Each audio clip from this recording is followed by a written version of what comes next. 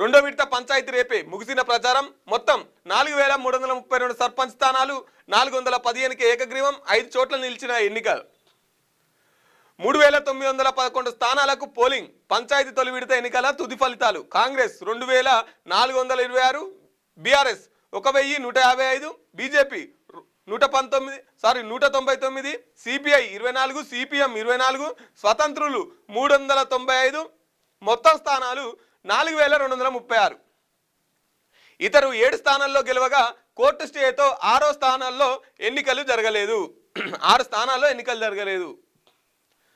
ఇగో కాంగ్రెస్ సర్పంచ్ ఎన్నికలల్లో 4236 పంచాయతీ గ్రామ పంచాయతీలకు ఎన్నికలు జరిగితే 2000కు పైగా 2500 చిల్లరగా కాంగ్రెసే కొట్టుకొచ్చింది అన్నట్టు. ఇక తర్వాత బీఆర్ఎస్ పోటీ పడుతున్నది.